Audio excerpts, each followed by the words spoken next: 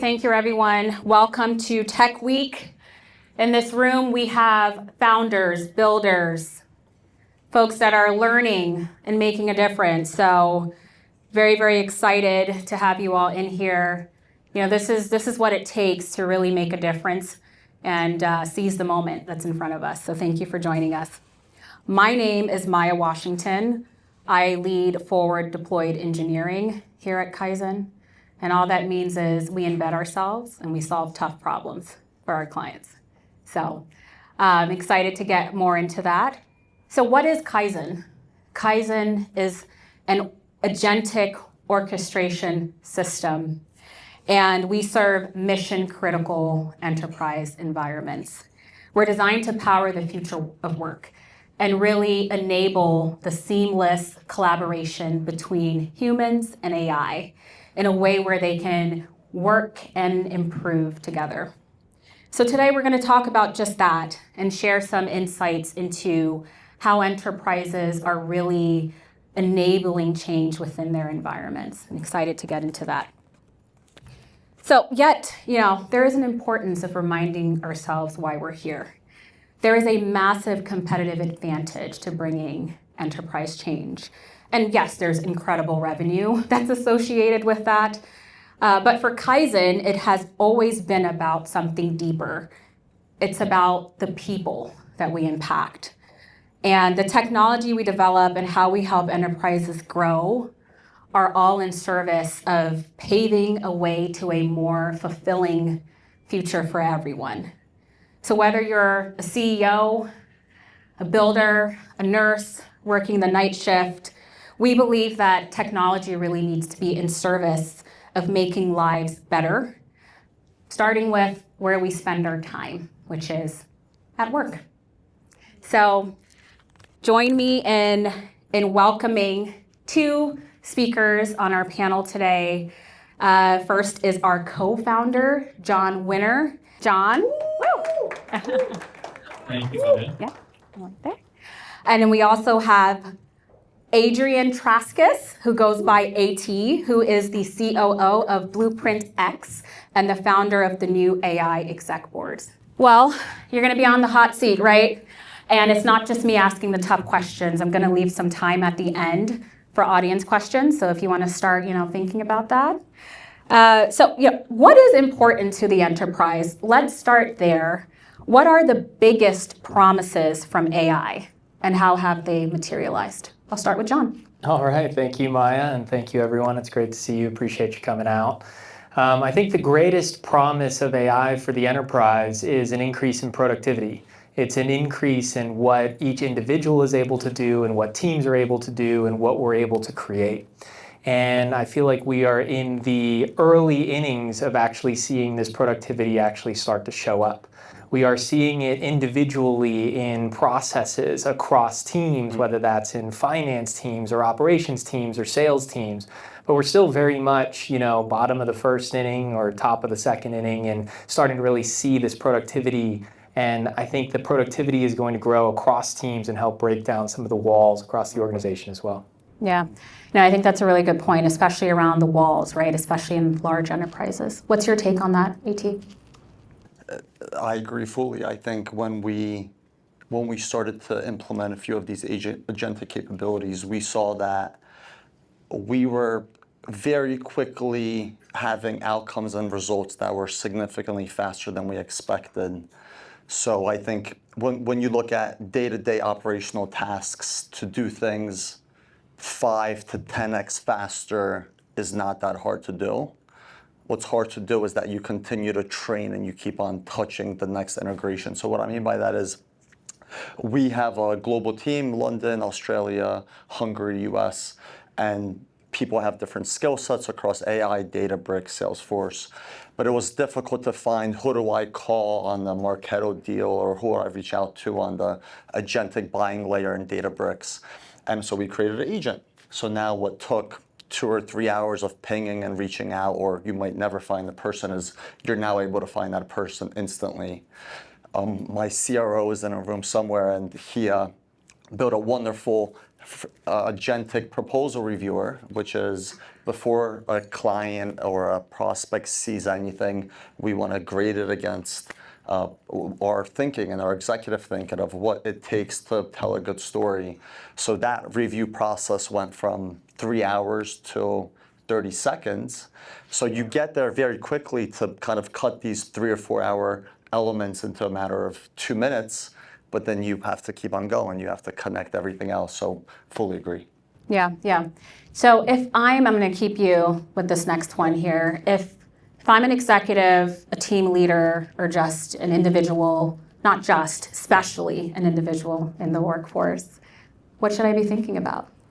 I have a lens of not only implementing AI at our business because it's shifting too fast, and if anyone tells you they have AI solved, they're lying to you.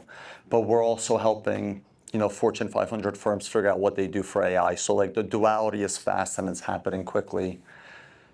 What was fascinating to me as we started to roll out these tools is you very quickly have 2 pockets of people. First, people are absolute believers and they can't wait to get access to the tools. And the people that are very hesitant, and at the outside layers, they almost feel it's unethical, right? So that's a tough bridge to get over. But what you end up finding is as you're driving adoption is the people that are against it, you can turn them pretty quickly by giving them a couple agents. They're like, oh, I had no fucking idea that I was going to be able to do what it's doing for me, and they start using it. But the people that love it and believe in it, they are so deep into their favorite tools and their favorite things that trying to maneuver them into what your business selected and what your business can afford and pay for is challenging. So if you're an executive at a business and you're trying to solve 2 things, I think the 2 things you have to solve is training, which is how do we enable the people that are not living in it day-to-day to learn the value quickly. And it's not that hard to do because these tools, Kaizen is so powerful, you can really show that value very quickly. But the people that believe that we should be using this model or this tool, they're a little more challenging because now they have beliefs and what they believe is to be true. So you really have to drive adoption and analytics and reporting to understand, are they using these tools to their full capabilities? So you start to get these pockets, but I think if I was a leader of an organization, I would figure out how to do both the training as well as tracking the adoption. Yeah, enablement is super, super important because without the adoption, you're not really getting any benefit, right? So, John, what's your perspective there? Yeah, I think that's a great call out about the people who absolutely love the AI and want to be early adopters of it, and the group that is either fearful or concerned or not sure exactly how it's going to impact them. Because there's a lot in the headlines that is scary that's coming out of some of the top foundational model companies that, people are very concerned about. So I think from a leadership perspective, to start there, I think you want to think about, number one, how do I make sure that my team understands what the future is going to look like with them and AI, where we're going to use AI to really help them do more, to be able to create a win for our customers or our patients or the people that we advise, where they're going to have a better world. Your work is going to be able to be more impactful, more fulfilling, more fun. And also the business is going to get a better outcome. So I think from a leadership perspective, we need steady leadership right now with a clear vision of how we're building a world and we're going to enable more. I think that's one piece of things, right? To reassure people and to create that vision. I think the second piece is saying, how are we as an organization going to use AI safely, securely, and realize that I like to compare AI to electricity. So if you imagine back in the day, we know a lot about electricity. If you were a team leader and electricity was invented and your team was naturally a little scared about electricity, would you want to make sure that your team understood about electricity? Now everything that we know? Absolutely, because that's the future. And so we want to be figuring out, how do we get the team comfortable with this? How do we enable them to play with it, right? And how do we make that really work for the enterprise and be strategic about that? I think when you think about on an individual level, right, it's natural to be skeptical. there's a lot that AI can't do. I think most people, but not all people, are playing with AI in some part of their life, right? But when I speak with people and they hear about what I do, they go, whoa, what should I do? And the amount of people who do not have an app for Gemini or Claude or ChatGPT on their phone is actually surprising to me, that you think everyone has this, everyone knows what it is. So the first thing that I do is I say, let's be curious. If you're not a natural early adopter, this is a fundamental shift, and it's going to be something that helps you make a lot more money and be a lot more productive and be a lot more impactful over the coming years. That's the simple fact. And so we need to be embracing this, and the people who do, you get an advantage. Because in 5 years, everyone will. Right now, there's an opportunity to generate an advantage for yourself. And so I would say pique that curiosity, play with this, and be like, okay, you need to play with it constantly because you're gonna ask it to do something, and it won't be able to do that. We've seen this a lot over the past few years. At the beginning, these models couldn't really do much. They were wrong most of the time. They couldn't count the number of R's in strawberry. They couldn't get math right. And now they've gotten much more capable, and they allow us to magnify our impact. So I think as an individual, let's be curious. As a leader, let's create a vision that shows what we're creating that's exciting. And that's a challenge as a leader. Leaders are being challenged with this transition to be able to do that. And that's where I think finding organizations that can help make sure you're putting the right guardrails and creating the right vision can be an important ally in what's being built. Let's hone in a bit on guardrails, because that's important. So what are the aspects that make a solution enterprise grade? Yeah, so our work primarily is with organizations that are highly regulated, so financial services, healthcare, insurance, where they can't get things wrong, right? The stakes are too high. So, for the founders out in the room that are building something that needs to be enterprise grade, I think the first thing we need to understand is the seriousness of the mission, the seriousness of who we're serving, and the people that you're going to be working with. They want to get it right, and first and foremost, the data needs to be secure and the processes need to continue to work. Especially when you're working with a large enterprise, a small disruption does not exist. Everything is a massive disruption that gets compounded across their tens or hundreds of thousands of members of the team. We've seen this with the foundational model companies, and this is where an agentic harness or an agentic orchestration system is really important, because what happens when you're relying on a model and it stops returning, but you put it into a workflow now? What happens? What's the fallback? And I think that's been one of the areas that got people caught up a little bit, is you got to make sure that you have the redundancies. You also need to make sure that you have the scale. As the foundational model companies have been getting more and more popular, there's been times where the top technology companies in the world have not been dependable enough to put into a mission critical workflow. So you need to have your fallback plan. So I think security, scalability, compliance, and understanding the seriousness of the mission are kind of some of the core principles that I would think about. Yeah, no, I think those are all very fantastic points. And one idea that's on the top of a lot of business and IT leaders' mind is, well, what's the budget? What is this going to cost me, and how can I consume this over time? AT, what are your thoughts on what organizations should be thinking about when it comes to budgeting for AI? It's a great question, as everyone's blowing out their budgets right now. So we typically have a 3x rule. When you go over to your team and you start discussing what you think the cost of it, 3x it for the time being, because I think people are under-assuming how powerful these tools are and these solutions are and how much adoption they're going to get, because you're going to have a subsegment of people that are going to use these so aggressively that it's going to rise the cost. But I think tools that we love for our clients and what Kaizen provides is you need to make sure you're setting those caps. You have to make sure you're managing that. You understand who has access, what are the limits, because if you don't have a vendor or a partner or an AI team that's guiding you on those things, they tend to run out of hand. I think the AWS story of the $500 billion cost for their Anthropic bill, I don't know if it's true or not, but I believe it to be true because of how aggressive people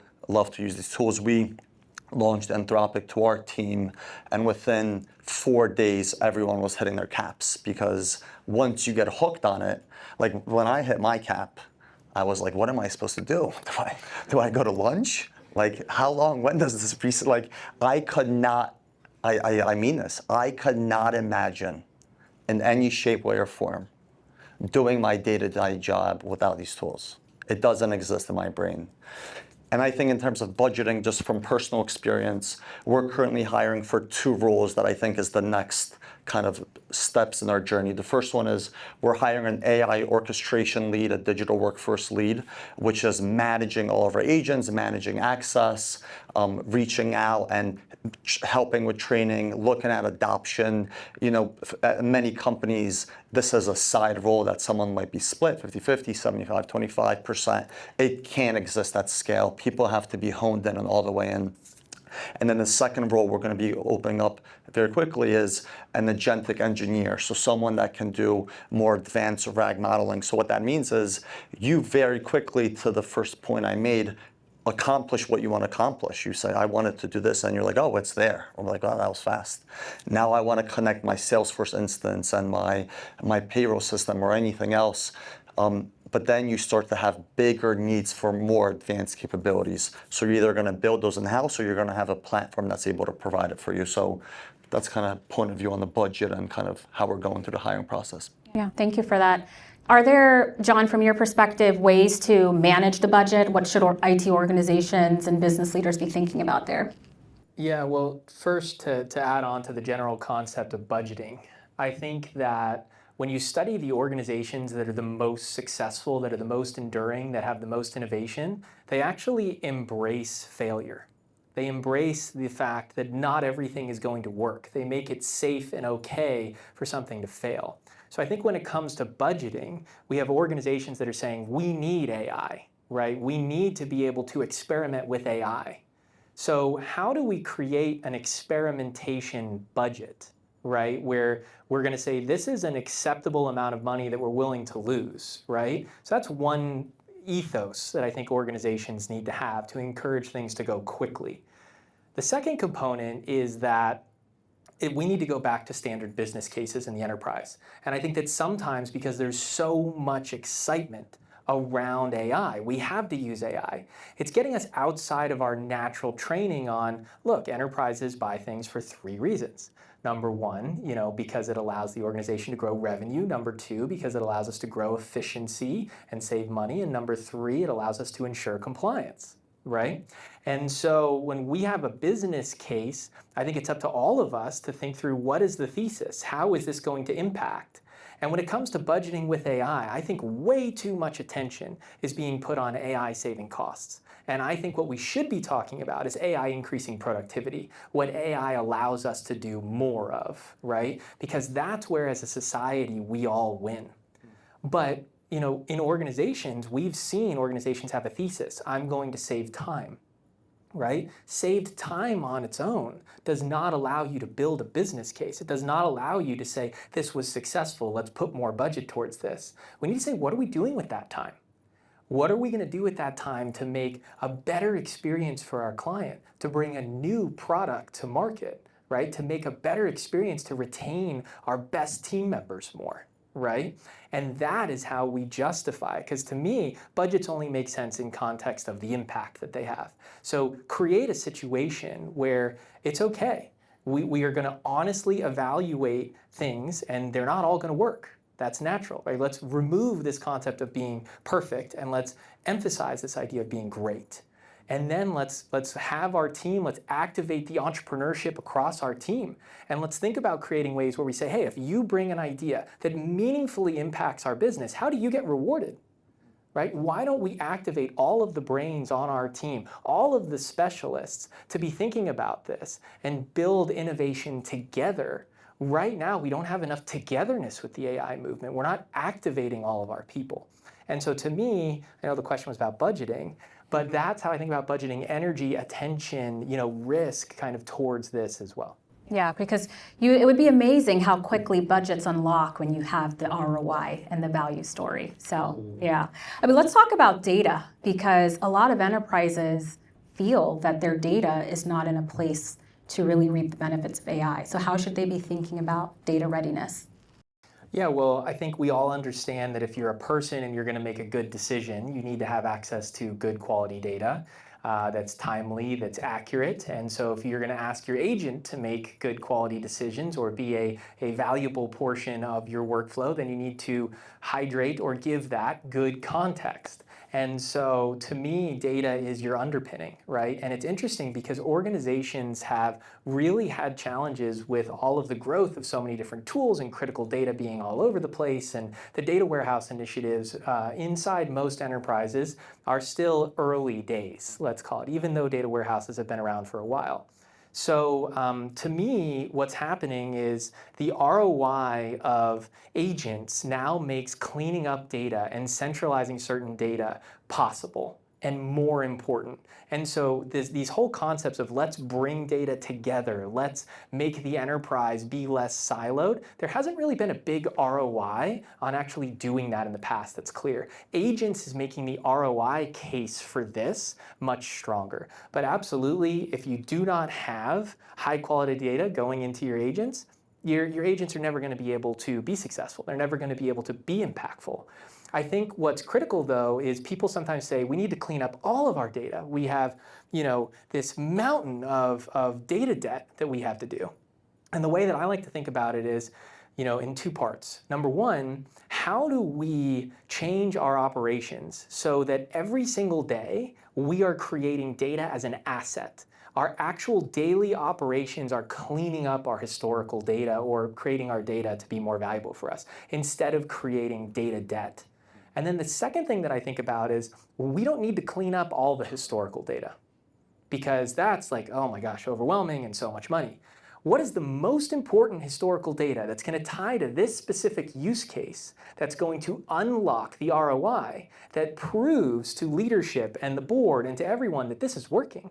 Because once I can prove that and I can take that step and I can see that ROI, then they'll give me the next amount to do the next amount. And so you kind of take it step by step. And this is going to be a key to cleaning up and having a better data foundation. But it starts with the data, and it's a big part of it. Yeah, I love prove it.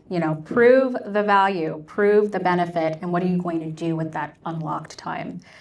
AT, over to you. What is one novel idea that you are rolling out or experimenting with that you believe will change how enterprises are using AI today? Just one. Just one. That's the challenge. So while I think about this one, I didn't hear a lot of John's talk track, and dude, you're like spot on what we're seeing with the business cases. Like when we start to work with a team and we get in the room with executives and we're like, are you building a business case, a part of this AI process? If they say no, we're out the door. So I think you're just killing all these points spot on to what we're seeing as well. So I think the evolution of what we want to get to in the next 3.5 months on our roadmap is we want to start to understand the sentiment analysis of the conversations we're having both with our clients and with our internal people. So what I mean by that is we have so much data that's being shared. There's so much information that's being talked about on these calls. If you're going to submit a proposal or a deliverable to a client based on something, there's a very good chance that that client has shared a point of view on what they're looking for and what they don't want to see or what they want to see. But it's coming at you at 1,000 miles an hour. It's hard to catch it all. We're trying to get as much of that data from our client conversations as well as our internal conversations so that when we spin back deliverables, it's so specific to them. So, if we're talking about prospects or current clients that are looking to get a new CDP or they're looking to get a new AI tool, enhance their MarTech stack, they're telling you so much of the pain points that they have. But if you're not capturing all that information, you're never really going to be able to give them a wonderful point of view on or a recommendation. So we want to get as much of that sentiment and point of view that they're sharing with us through AI. What else are we missing? What did the SVP and the CMO tell us that's aligned? What did they tell us that's not aligned? What are they feeling really good about so we might not have to double down on it? Or what are the things that are challenging? And then with our internal teams is how can we start to look at what they're talking about? Is there a client that is all of a sudden boiling up that has some concerns that leadership might not be aware of, so we can step in and support them? So I think this layer of emotional intelligence and sentiment analysis and just pure data aggregation, so we make sure that we don't miss things, is going to be a major thing as we communicate with our clients internally. Yeah, absolutely. John, what's your perspective there? From our perspective, the thing we're really interested in and really working hard on is the self-learning architecture. And what we mean by that is not only how agents are getting better over time by having a complete feedback loop of what's happening holistically, but also how the whole team is improving through that. So when we think about in a healthcare environment, when you have different treatment modalities and people choose to follow a treatment modality or to go against it and say, we're going to evolve that, the feedback loop of how does that work is really important, because that is where we unlock the improvements of what can happen. And so from our perspective, when you're building out this architecture for how you're going to manage agents and how you're going to manage workflows and decisions in the future, making sure that it's holistically thinking about not only that action, but how that action is going to evolve over time, and how you're building a framework where the data in your business is getting better and better and better. That's the founding principle upon which Kaizen, the idea of continuous and never-ending improvement and getting a little bit better day after day, was founded. And what's so exciting is that we're actually seeing it now in our solutions. We've gotten to the point where you're seeing solutions that are improving. They're improving the agents, they're improving the people, they're all improving the way that they work together in the process and the business as a whole. And that creates what we talk about with that triple win, where the patient, the member, the client, the customer is getting a better experience, the employee is getting a better experience, and the business is getting a better outcome. So I think that's really the flywheel that accelerates all of the solutions that are happening. Yeah, and can you imagine what outcomes and benefit for the world that can be derived from that? So thank you. I am going to open it up to the audience, the floor. If you have questions, one over here. First thing. Go ahead. Thank you, great talk. You got me spinning about ROI, right? So if you have an A/B test case where John, before AI, is putting out 10 units, but with that AI now it's 20 units, we're moving up the bar in terms of, especially mid-year right now, we're doing mid-year assessments. How are you guys thinking about that? About each worker, their ROI? Love that. And the second one, ROI in terms of tokens. So there's a way to make it more efficient to orchestrate the tokens, but there must be a certain case where you're saying this is too much tokens for the amount of revenue we bring. So what is that interplay? What is the gauge you're looking at? So I love your first question, because we're talking about it often. I'm going to have you hit the second one, John, because you're much better on that one. So when we're meeting as an executive team and we're working with our clients that have highly intelligent and driven employees, we're going to get to a place where there's going to be a lot of employees that are moving into the $1 million salary and bonus range, because you're going to start to really empower people to do significantly more than less. And I think also the teams that are a part of these AI pods that are rolling out these capabilities, you're going to start to have people that are on your sales or proposal team that are creating these world-class solutions that are having so much impact on your productivity that you're not going to be able to let them go in a million years, because they're going to understand the nuance. So that's what I think we're excited about, is as a team, we're just seeing such an elevation of what one individual person can do. And as we're rolling out these agents and skills to our employees, people are becoming much more self-sufficient. They're becoming more inspired. They love their day-to-day more. So I think the bands for what these employees and these sources are able to do and create is going to significantly go up. Well, and I think that really excites me for the people in the room that are inspired and they want to do good work. They want to deliver those results for the clients, and in the meantime, they want to do well for themselves. There's just never been a time like this previously. Yeah, I think that's great context there. In the situation where someone's going from 10 to 20 units, I think there's two areas, where enterprises think about this. The first is we really actually desperately need 40 units per person to satisfy the market, right? And so 10 to 20 is awesome. Let's do that. Let's keep doing even more, right? So that's in a situation like healthcare, where we have so much need for more and better healthcare, right? And so the more that we can introduce and double the productivity and the quality of healthcare and the amount of high quality healthcare that we're able to deliver, the better. That's really unlocking more value. That's unlocking greater experiences for humanity and for people. So I think that's a great component. You have other examples where you may be able to bring someone from 10 to 20, but we actually only need 15, right? So now what do I do? Right? Because I actually need 15, so what do I do with the other 5? And I think that introduces a really good conversation where organizations are now able to bring things to market that they weren't able to before. And this requires a little bit of creativity, but this is where the organizations that are more dynamic are going to gain a competitive advantage, because they will say, great, I have this extra 5, and what I'm going to do with this extra 5 is something I wasn't able to do before. So, anytime we're going from 10 to 20, that's ROI. The question is, who's going to use that ROI the best?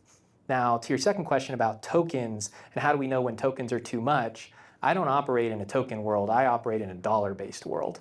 And so I immediately translate tokens into dollars. And if we're working with a business, we want to understand what is that impact, and we move that into a general ROI case. So most of the enterprises that we work with will have a minimum target investment return that they want to achieve based on every dollar that they spend. And we can even think about this individually in our lives, right? We all have portfolios, we invest, and so what type of return do we want to get? Do we want to beat the S&P? Do we want to achieve the S&P? That's a whole separate conversation. But we can think about like the ROI that we want, and that's a good benchmark to just think, if you're working with an organization, is the ROI better than them just taking the money and putting it in the S&P 500 index? Because if it's not better than that, why the heck would they do that? Once it's better than that, now it's starting to become interesting, and each organization we see, they'll have their own internal benchmarking. Well, let's say X% annual return is where we'll start getting interested. And so I just look at it all back in dollars. You do think about it, I'm spending this amount of money for 1 million tokens. I should have this amount of output. Yeah, 100%. But I always think about it in the context of the workflow, right? So it's like, okay, this is the workflow, this is the thesis of what we're helping, this is what we're going to be able to unlock, like that 10 to 20. So what is that extra 10 worth to us? What is the token cost for that? What's the ratio between those? And right now, it's just insane. Like, I have not seen the ROI numbers in my career that we're seeing now with AI. Yeah, I love hearing from you guys today. I really do love that you try to help people, because that's a big thing for me, how technology can help people. Do you find there's a tension between saying like, oh, it's safe to fail, which you need to have that kind of psychological safety, but also the concept of you can't get it wrong because you're in finance? Like, do you see that tension, and how do you see that balance? Yeah, no, that's really important. Don't experiment in production. Is my quick answer there. We need to create, and that goes back to, that's a great call out. I should have said that in the leadership standpoint, but when we're building the tooling, we need to make sure that we're building the environments, and we need our environments to closely replicate a production environment, but not actually be production data. And so I think that's a great call out there. I do think it's very difficult for leaders to make it psychologically safe and structurally safe for people to experiment. But the data on how important it is to do that is just vital and obvious and accurate. So anything you want to add? Yeah, I would say I met Ben. Thank you for the question, Ben.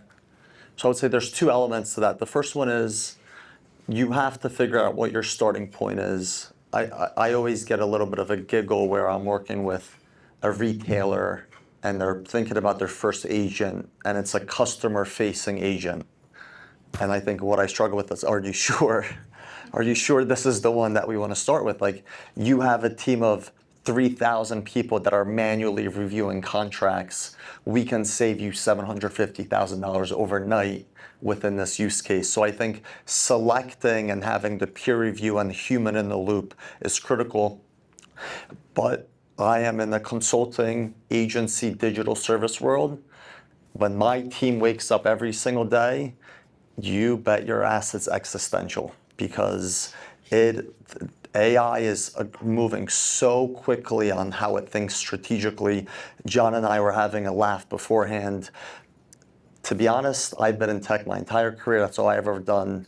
The past 6 months has completely blown me away. These last few models that have launched and what you're able to do now with financial modeling and Excel, it is flawless on the first or second version, flawless. And it is so intelligent. I was with an investor 6 months ago in Bucks County, and he was telling me how it's going to eat PowerPoint and it's going to become a master of PowerPoint. I was at Deloitte at the time. I'm like, what do you mean? I have 400,000 analysts that are better than anything your AI will ever be able to do on PowerPoint. And I swear to God, I believe that fully.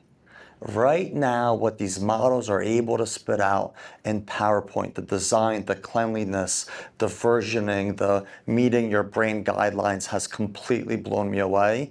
So I think there's unequivocally a level of existentialism that you have to consider based on what business you are, without a doubt. Yeah, those are great points. And I want to add one more thing, because we do need to get into production. And once we get into production, it is possible that things don't go according to plan too. So to add on to my first point, when you need to go into production, I think you need to have a very clear plan to pilot things in stages. And you need to realize that people will put a lot of effort into their pilot group. You need to very accurately measure the effort that goes into the pilot group, because oftentimes when people go from pilot to first major rollout, they don't accurately realize how important it was, the extra effort and the special feeling that people had to be part of the pilot group. So they underestimate how much effort you need to put in to successfully launch something.